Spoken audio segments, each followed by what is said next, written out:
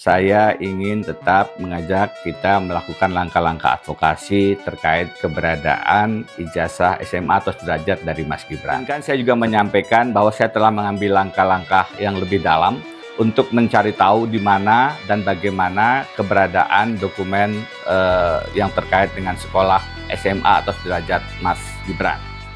Hello Technolovers, pakar hukum tata negara sekaligus aktivis anti korupsi Denny Indrayana kembali mencuri perhatian publik. Kali ini mantan Wakil Menteri Hukum dan HAM tersebut secara terbuka mendesak Wakil Presiden Republik Indonesia, Gibran Rakabuming Raka, untuk mundur dari jabatannya. Pernyataan keras itu berkaitan dengan polemik mengenai latar belakang pendidikan Gibran, terutama dokumen pendidikan tingkat sekolah menengah yang digunakan dalam proses pencalonannya sebagai Wakil Presiden pada pemilu 2024. Tidak berhenti pada desakan politik, Denny bahkan mengambil langkah yang cukup tidak biasa. Ia membuka sebuah sayembara bagi siapa saja yang mampu menunjukkan ijazah SMA atau dokumen sederajat milik Gibran. Ketika pertama diumumkan pada Agustus 2026, hadiah sayembara tersebut berada di angka 100 juta rupiah. Denny bahkan sempat berkelakar bahwa sebenarnya ia ingin menyediakan hadiah hingga 1 miliar rupiah, tetapi rencana itu batal setelah mendapat respon dari sang istri. Namun rupanya angka 100 juta rupiah itu bukan nilai terakhir. Dalam perkembangannya, hadiah sayembara tersebut terus bertambah. Hingga 16 Agustus 2026, Denny mengumumkan bahwa nilainya telah mencapai 300 juta rupiah. Menurut klaim Denny, hingga saat itu belum ada peserta yang berhasil memenuhi tantangan sesuai kriteria yang ia tentukan.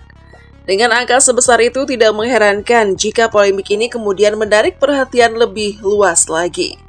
Ada pihak yang menilai tindakan Denny merupakan bagian dari upaya mendorong transparansi seorang pejabat publik, namun di sisi lain muncul pula kritik yang menyebut persoalan tersebut terlalu disederhanakan. Sebab persyaratan pendidikan calon wakil presiden tidak hanya ditentukan dari apakah seseorang bersedia memperlihatkan sebuah ijazah kepada masyarakat atau tidak. Denny sendiri mengambil posisi yang cukup tegas. Menurut pandangannya, apabila Gibran dapat membuktikan bahwa dirinya memang memiliki dokumen pendidikan SMA atau sederajat yang sah, persoalan tersebut tidak perlu lagi diperpanjang. Namun apabila bukti yang dipersoalkan itu tidak ada, Denny berpendapat Gibran seharusnya mundur karena dinilai tidak memenuhi syarat pendidikan untuk menjadi wakil presiden. Yang harus digarisbawahi, pandangan tersebut merupakan interpretasi hukum yang disampaikan Denny. Sampai 16 Agustus 2026, belum ada putusan pengadilan final yang menyatakan Gibran tidak memenuhi persyaratan pendidikan untuk menduduki jabatan wakil presiden. Bahkan Gibran masih menjalankan tugasnya secara resmi. Pada 14 Agustus 2026 misalnya, ia mendampingi Presiden Prabowo Subianto dalam sidang tahunan MPR serta sidang bersama DPR dan DPD. Sehari kemudian, Gibran juga tercatat menjalankan agenda kenegaraan menjelang peringatan Hari Kemerdekaan Republik Indonesia. Lalu sebenarnya apa yang sedang dipersoalkan? Polemik tersebut berhubungan dengan perjalanan pendidikan Gibran di luar negeri. Salah satu dokumen yang menjadi sorotan adalah surat keterangan penyetaraan terkait pendidikan yang pernah ditempuh Gibran di UTS in Search Sydney, Australia. Dokumen tersebut menerangkan pendidikan yang ditempuh Gibran dan penyetaraannya dengan tingkat pendidikan tertentu di Indonesia. Belakangan, surat penyetaraan itu menjadi objek gugatan di Pengadilan Tata Usaha Negara Jakarta. Per Agustus 2026, proses hukum mengenai surat tersebut masih berjalan. Artinya belum tersedia putusan akhir pengadilan yang bisa digunakan untuk menyimpulkan secara final apakah dokumen yang sedang dipersoalkan tersebut bermasalah secara hukum atau tidak. Disinilah persoalan menjadi jauh lebih kompleks dibandingkan sekedar pertanyaan mengenai ada atau tidaknya selembar ijazah. Undang-Undang Nomor 7 Tahun 2017 tentang Pemilihan Umum memang menetapkan bahwa calon presiden dan calon wakil presiden harus berpendidikan paling rendah tamat SMA, madrasah aliyah SMK, madrasah aliyah kejuruan, atau sekolah lain yang sederajat. Namun teknis pencalonannya juga diatur lebih lanjut melalui Peraturan KPU Nomor 19 Tahun 2023 tentang pencalonan peserta pemilihan umum presiden dan wakil presiden. Peraturan tersebut masih tercatat dalam basis data resmi JDIH KPU dan telah mengalami perubahan melalui PKPU nomor 23 tahun 2023. Karena itu, persoalan pendidikan seorang calon tidak bisa hanya dinilai dari apakah ijazah tertentu diperlihatkan kepada publik. Dokumen yang diserahkan saat pencalonan, proses verifikasi KPU, kesetaraan pendidikan luar negeri, serta ketentuan teknis lainnya harus dibaca sebagai satu rangkaian. Itulah sebabnya kesimpulan bahwa Gibran otomatis tidak memenuhi syarat hanya karena jasa SMA yang diminta Denny belum diperlihatkan kepada publik, tentu masih membutuhkan pembuktian hukum lebih jauh. Sementara itu, sayembara Denny tetap berjalan dan justru membuat namanya kembali menjadi pusat perhatian. Namun, siapakah sebenarnya Denny Indrayana? Siapa Denny Indrayana? Denny Indrayana bukan nama baru dalam dunia hukum dan politik Indonesia.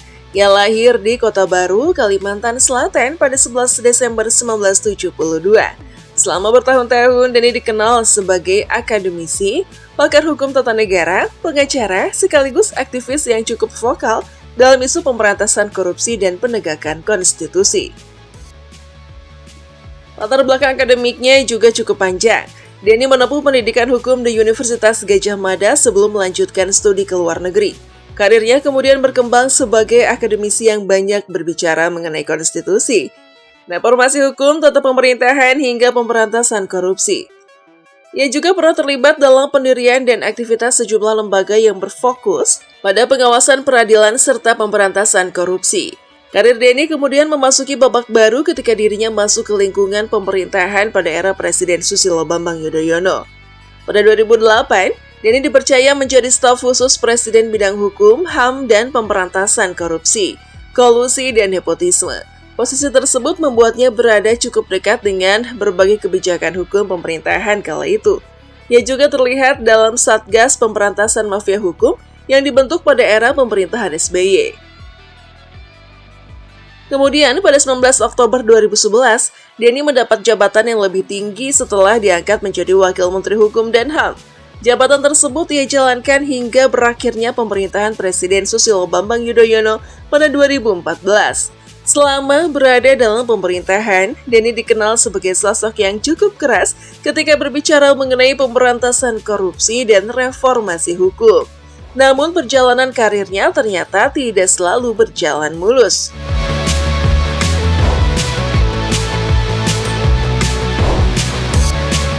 Tersandung kasus payment gateway. Beberapa bulan setelah tidak lagi berada di pemerintahan, nama Denny justru terseret dalam perkara dugaan korupsi payment gateway di Kementerian Hukum dan HAM. Pada Maret 2015, Bareskrim Polri menetapkan Denny sebagai tersangka. Kasus tersebut berkaitan dengan penerapan sistem pembayaran elektronik dalam pelayanan pembuatan paspor ketika Denny masih menjabat Wakil Menteri Hukum dan HAM. Penyidik saat itu menduga terdapat persoalan dalam mekanisme penunjukan maupun pelaksanaan sistem pembayaran tersebut. Polisi pernah menyebut dugaan kerugian negara dalam perkara itu mencapai sekitar 32,9 miliar rupiah. Selain itu, sempat muncul pula dugaan pungutan tidak sah sebesar sekitar 605 juta rupiah. Namun, penting untuk dicatat, angka tersebut merupakan dugaan dalam proses penyidikan, bukan jumlah kerugian yang telah dibuktikan melalui putusan pengadilan terhadap Denny. Sejak awal, Denny membantah melakukan korupsi. Ia mempertahankan bahwa payment gateway merupakan bagian dari upaya memperbaiki dan mempermudah pelayanan publik dalam pembayaran paspor. Perkara tersebut kemudian menjadi semakin menarik karena proses hukumnya berlangsung sangat lama. Lebih dari 1 dekade setelah penetapan tersangka, kasus itu belum menghasilkan putusan pengadilan terhadap Denny. Berdasarkan pemberitaan terbaru pada 30 Juli 2026, status tersangka Denny dalam perkara payment gateway disebut masih menggantung dan proses hukum belum menunjukkan perkembangan signifikan menuju persidangan. Sejumlah praktisi hukum bahkan mendorong aparat untuk memberikan kepastian. Jika bukti dianggap cukup, perkara dinilai seharusnya diteruskan. Namun jika tidak, menurut mereka aparat perlu menentukan penyelesaian hukum yang jelas. Karena itu, penyebutan Denny sebagai tersangka harus ditempatkan secara proporsional. Ia memang pernah ditetapkan sebagai tersangka dalam perkara dugaan korupsi Payment Gateway pada 2015, namun hingga Agustus 2026 belum terdapat putusan pengadilan yang menyatakan Denny bersalah dalam perkara tersebut. Pernah mendukung Jokowi. Menariknya, perjalanan politik Denny juga mengalami berbagai perubahan. Pada Pilpres 2014, Denny pernah memberikan dukungan kepada Joko Widodo, namun sikapnya kemudian berubah seiring berjalannya pemerintahan Jokowi. Denny mulai melontarkan berbagai kritik terhadap kebijakan pemerintah, terutama yang menurut penilaiannya berkaitan dengan konstitusi, penegakan hukum, demokrasi, dan agenda pemberantasan korupsi. Perubahan posisi tersebut semakin terlihat setelah pemilu 2019. Ketika pasangan Prabowo Subianto dan Sandiaga Uno membawa sengketa hasil Pilpres 2019 ke Mahkamah Konstitusi, Denny justru bergabung dalam barisan tim hukum Prabowo Sandi. Namanya tercatat hadir sebagai salah satu anggota tim hukum dalam proses persidangan di Mahkamah Konstitusi. Saat itu, kubu Prabowo Sandi menggugat hasil pemilu yang memenangkan pasangan Joko Widodo dan Ma'ruf Amin. Namun, perjuangan hukum tersebut tidak berhasil mengubah hasil pemilu. Mahkamah Konstitusi pada akhirnya menolak permohonan yang diajukan kubu Prabowo Sandi. Perjalanan politik Denny kembali berubah menjelang pemilu 2024. Kali ini, ia secara terbuka memberikan dukungan kepada Anies Baswedan. Denny menjelaskan bahwa dalam menentukan pilihan politik, dirinya menggunakan dua parameter yang dianggap penting, yakni konstitusi dan pemberantasan korupsi. Menurut penilaiannya ketika itu, Anies merupakan salah satu tokoh yang paling mendekati dua parameter tersebut. Kini, beberapa tahun setelah Pilpres 2024, Denny kembali berada dalam pusaran kontroversi politik nasional. Sasarannya kali ini adalah Gibran Rakabuming Raka, putra sulung Joko Widodo yang sejak Oktober 2024 menjabat sebagai Wakil Presiden Republik Indonesia. Sayembara yang awalnya bernilai 100 juta rupiah dan sekarang telah mencapai 300 juta rupiah membuat polemik mengenai dokumen pendidikan Gibran semakin ramai dibicarakan. Namun satu hal tetap perlu dipisahkan secara tegas. Kritik Denny sayembara 300 juta rupiah hingga desakannya agar Gibran mundur merupakan sikap dan pandangan yang ia sampaikan sebagai seorang pakar hukum sekaligus figur politik. Hal tersebut tidak sama dengan putusan pengadilan. Di sisi lain, dokumen pendidikan Gibran memang sedang menjadi objek perdebatan dan sebagian personalnya sudah dibawa ke jalur hukum. Karena itu, jawaban akhirnya tidak cukup ditentukan oleh perang pernyataan di media sosial. Apakah dokumen pencalonan Gibran memenuhi ketentuan hukum atau tidak harus dinilai melalui dokumen resmi, peraturan yang berlaku, kewenangan lembaga pemilu, serta hasil proses peradilan apabila perkara tersebut terus berjalan. Sampai 16 Agustus 2026, situasinya masih seperti itu.